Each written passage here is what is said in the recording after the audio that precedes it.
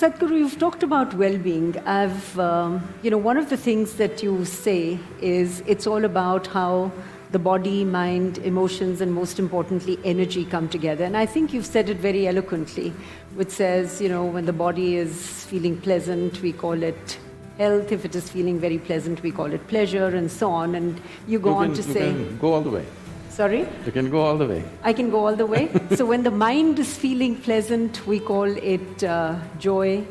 When it is feeling very pleasant, we call it peace. When the emotion is feeling pleasant, we call it love. When it is feeling very pleasant, we call it compassion. When the energy is feeling pleasant, we call it bliss. And when it is very pleasant, we call it You're a very ecstasy. good student.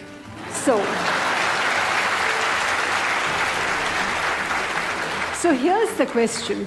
Can you just elaborate on what you really mean? What is the difference between bliss and ecstasy?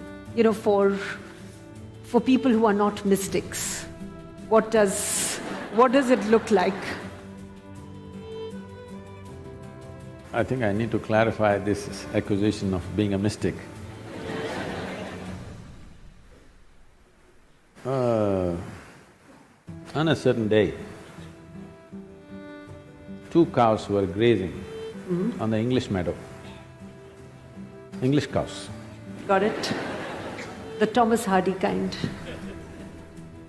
One cow said to the other, "What is your opinion about the mad cow disease?" The other one said, "I don't care a hoot, I'm anyway a helicopter." So what a mystic means is that there is no mistake about his perception as to who he is.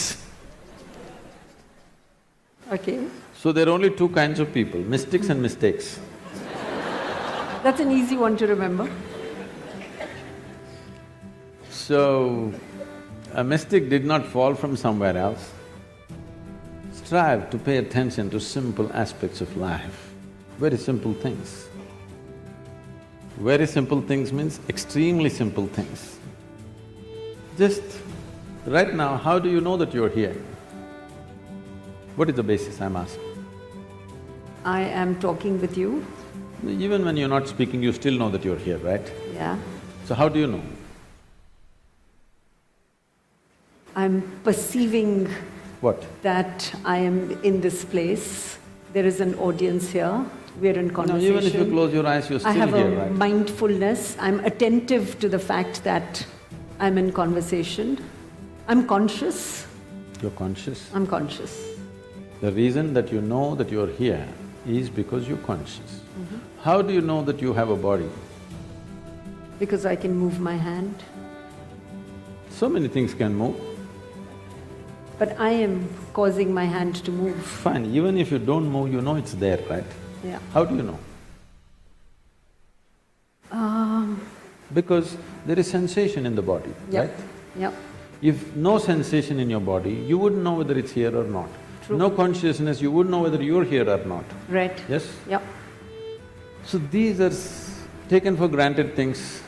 If you pay little attention to these things, you will see there's a whole world out there, there's a whole existence by itself, just your sensation. If you pay enough attention, you know the nature of your physical existence. If you pay attention to what you're calling as my consciousness, you know the nature of your basic existence. Once you know the nature of your existence, that is when you can use this gadget well. I'm calling this a gadget because human mechanism is the most sophisticated mechanism on the planet. We are on top of the evolutionary heap, not for nothing. It's taken millions of years to manufacture you. Yes? Yeah. Not a simple process. An enormous process has happened to get you to this level of neurological sensitivity, sensations, awareness, everything. So these are the keys of your existence. But everybody is reading a book or they're looking at the cosmos through their iPhone. Nobody's paying attention to this because this is the basis of your existence. Only if you know this, you can employ this to its fullest capability. Even if you take your cell phone, the more you know about it, the better you can use it, isn't it? Right. The same with this. So what this whole unnecessarily exaggeration is not the word, unnecessarily decorated thing about self-realization means is, you know more about this or you know everything that's worth knowing about this. That means you can use this whichever way you want. If you want to sit still here for the rest of your life, you can sit. If you want to jump out and be active, you can do. If you want to do this and that together, you can do. Whatever you want, you can do because you know the mechanism fully, in its entirety, not just the physicality of it, but its entirety. So if you know this, suppose your body happens as per your instruction, your mind happens as per your instruction, your life energies happen as per your instruction, how will you keep it? Pleasant or unpleasant? Pleasant. Pleasant. At least for yourself, highest level of pleasantness. What you want for your neighbor may be debatable, but what you want for yourself is clear. So when you want pleasantness, now generally, if you are very pleasant, we say you're blissful. Now, bliss can get boring sometimes, okay? Yes? Good to know Pleasantness that. gets boring, isn't it, sometimes?